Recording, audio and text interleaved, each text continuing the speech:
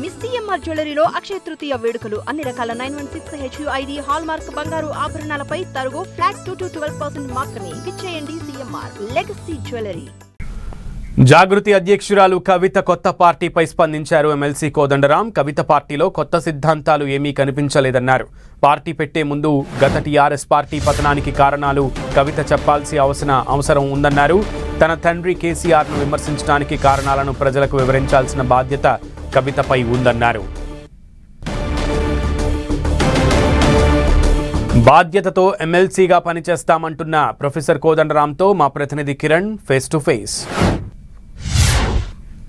2 governor quota ఎమ్మెల్సీలకి ఆమోద ముద్ర పడింది. కోదండరాం తిరిగి ఎమ్మెల్సీగా కొనసాగబోతున్నారు. ఆయన మనతో ఉన్నారు. సార్ చెప్పండి, 6-7 నెలల పాటు గ్యాప్ వచ్చింది, తిరిగి మళ్ళీ మీ ఎమ్మెల్సీకి ఆమోద ముద్ర పడింది, ఎట్లా ఉండబోతుంది?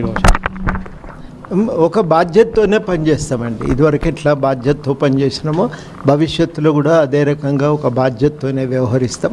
ఒక 2014లో రాష్ట్రం ఏర్పడ్డప్పుడే అందరం కలిసి అనుకున్నాం, మనం తెలంగాణ అభివృద్ధి కోసం జయశంకర్ గారికి ఇచ్చిన మాట ప్రకారం తెలంగాణ అభివృద్ధి కోసం పనిచేయవలసి ఉంటుంది. ఆ అభివృద్ధి కోసం మనం సంపూర్ణంగా కృషి చేయాలి.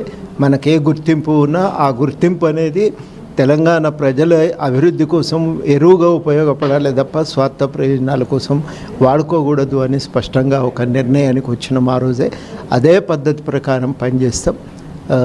అదే రకంగా ప్రవర్తన ఉంటుంది మాది. ఏ తేడా ఉండదని కూడా అందరికీ, ముఖ్యంగా ప్రజలందరికీ హామీ ఇస్తున్నాం. తిరిగి ఎమ్మెల్సీ అయ్యారు, కోదండరాం గారు మంత్రిగా చూడొచ్చా మేము? ఆ ఆలోచన లేదు, ఆశ లేదు, ప్రయత్నము లేదు. తెలంగాణ రాష్ట్రంలో కొత్త పార్టీ పురుడు పోసుకుంది. ప్రస్తుతం కొత్త పార్టీకి వ్యాక్యూమ్ ఉందా?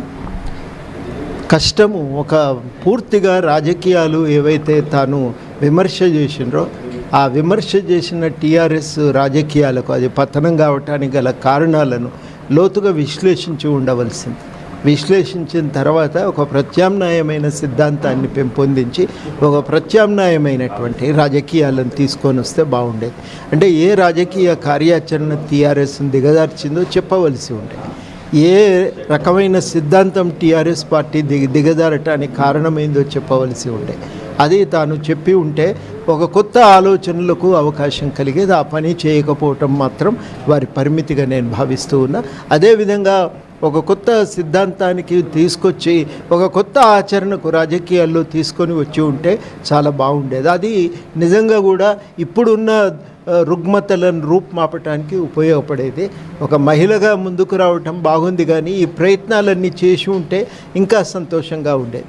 పార్టీ పెట్టే సందర్భంగా ఓనమాలు నేర్చుకున్న తండ్రి మీద చాలా హార్డ్ కామెంట్ చేసింది. కదలని మనిషి మర మనిషి అంటూ కూడా కామెంట్ చేసింది. అది రాజకీయాల్లో సరైనదేనా? ఇప్పుడు రాజకీయాలే ఆయన అనుకున్నప్పుడు ఆమె ఒక రాజకీయ నాయకురాలు అవుతుంది, తాను ప్రత్యర్థిగా కేసీఆర్ ఇంకో రాజకీయ నాయకులు అవుతారు. ఇక అప్పుడు తల్లి తండ్రి ఇవేవి ఉండవు. ఈ సంబంధాలు అన్ని విషయాలు స్పష్టంగా తేల్చి చెప్పవలసే ఉంటుంది. ఇక తప్పదు అది. అందుకని దాంట్లో నేనేమి తప్పుపట్టట్లేదు. చెప్పాలి, కానీ సరిగ్గా చెప్పలేదనే నా అభిప్రాయం. ప్రజాప్రతినిధి అంటే హంగు ఆర్భాటాలు ఉంటాయి, మీరు మాత్రం గన్మెన్ వద్దంటున్నారు, చాలా సాదా సీదాగా ఉంటున్నారు. అంటే భావితర యువతకి ఒక ఇండికేషన్గా చెప్తారా, లేకపోతే దాన్ని ఎట్లా చూస్తారా? ఒకటి ఇండికేషనే అనుకోండి. 2 పదవులు అనేవి శాశ్వతం కాదు. మనుషులుగా మనకున్న గుర్తింపే శాశ్వతము. పోలీసులు 2 మనుషులు పని లేకుండా వెంట తిరిగితే ఏం బాగుంటుందండి?